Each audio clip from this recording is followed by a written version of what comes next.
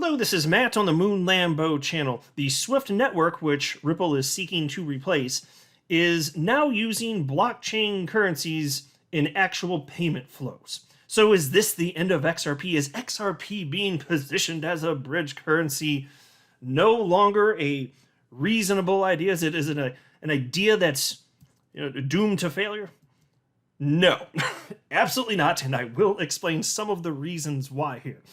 But before going further, I do want to be clear. I do not have a financial background of any kind. I am not offering financial advice, and you definitely should not buy or sell anything because of anything I say or write. I'm just an enthusiast who enjoys making YouTube videos about crypto-related topics, but just as a hobby and just for fun. So here's a headline from CoinDesk. Swift says it's proved it can be the way forward for global central bank digital currencies. And then their Twitter account retweeted that and tagged Swift community. So that's the Swift account. They wrote, Swift has presented a framework for a global central bank digital currency system, claiming to have solved the challenge of interoperability between different networks. And so upon seeing this, I already know, and I saw there people questioning, okay, well, do we still need XRP to bridge that stuff? Which is reasonable. It's fair to ask. The answer is still yes. But I retweeted that because I kind of just like, anytime I see this stuff, I'm just like, oh, the latest XRP killer, as it's sometimes called. And so I retweeted that from CoinDesk and wrote, I guess this means XRP is dead for the 11,000th time. And then I put a little upside down smiley face because don't make no damn sense so far as I'm concerned. And then in a separate tweet, I wrote, I'll just leave this here. And what did I leave right there in my thread? This tweet from Swift from May 7th, 2018, over 4 years ago. Here's what the official old-timey Swift Twitter account said, having to do with cryptocurrencies. They said, cryptocurrencies will not solve delays in international payments, but increased transparency through Swift GPI can make payments faster and cheaper, according to Martin Walker, Center for Evidence-Based Management. And then there's a link. I'm not going to the story. It's not the point. But they're already saying, no, cryptocurrencies don't make any damn sense. Now, of course, Ripple's customers beg to differ. The ones that are utilizing XRP, which means XRP is a bridge currency, they say, no, this is absolutely superior. Instant real-time settlement, for a fraction of the cost of the legacy financial system. Yes, please.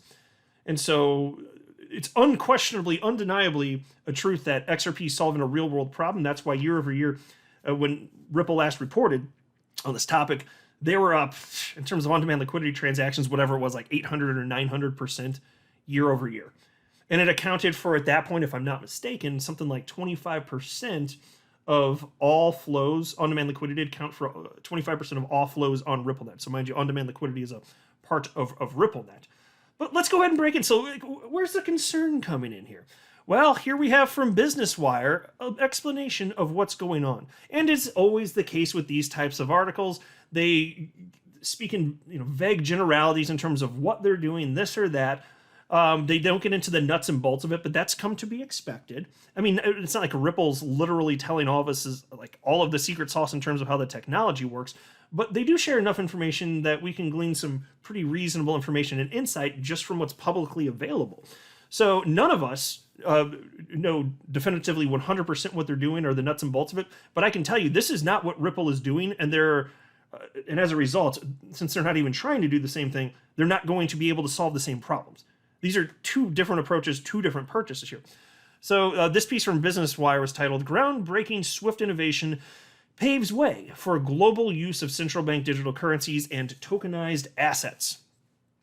Swift has successfully shown that central bank digital currencies and tokenized assets can move seamlessly on existing financial infrastructure, a major milestone towards enabling their smooth integration into the international financial ecosystem. So just already, let's pause there. They wouldn't even be willing to say stuff like that in 2018. That's the reason I wanted to share that. And it's not that they've ceded the point that cryptocurrencies can, would make sense, the way that Ripple's using them, but they are using what I've seen now called on social media. They're using blockchain currencies, which is a different thing, definitionally. What they're talking about is central bank digital currencies, which can use blockchain technology, and they can use other technology as well. But,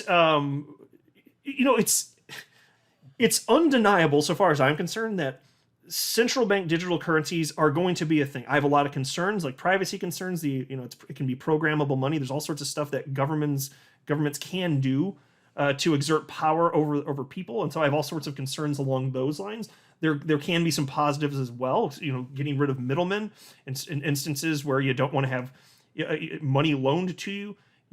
What do you need a credit card for? I'm not saying that credit cards will cease to exist. I don't believe that. But if you don't want to borrow money, if you just have money, you can take out the middleman, and transactions would be either free or virtually free. They should be anyways. There are efficiencies you can pick up in terms of tax reporting. There are things there can be positives. I'm more concerned about the overwhelming potential negative in terms of government exerting too much power over people. But setting that aside, that is a conversation for a different time.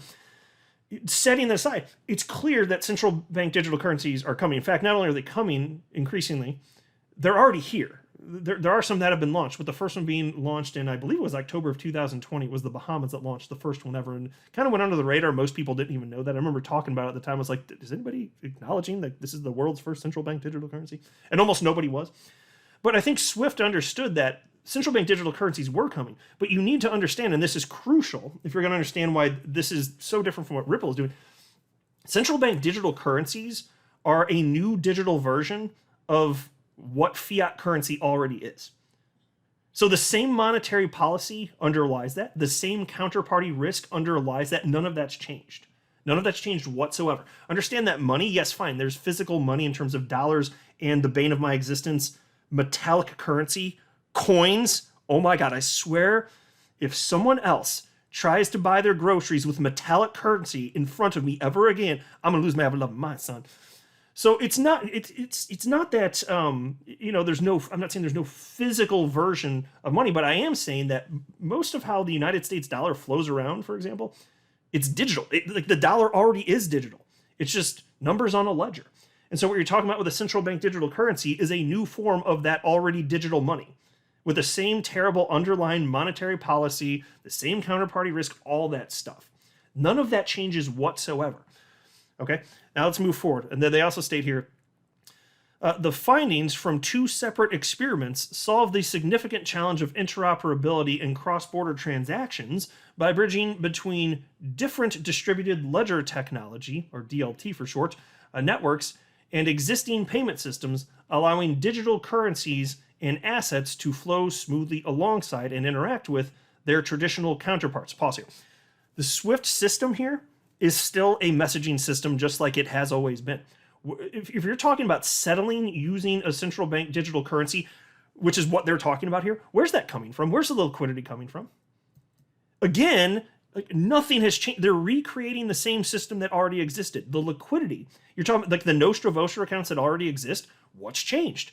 Well, the way in which it's transmitted, it's on a new digital network compared to the old digital network, which was just centralized authorities communicating with one another, the correspondent banking system. So now you're talking about, even if it's a blockchain technology here, well, the money, the central bank digital currency, say it's the United States dollar, CBDC, well, it's still owned by banks or whatever the party may be. None of that has changed.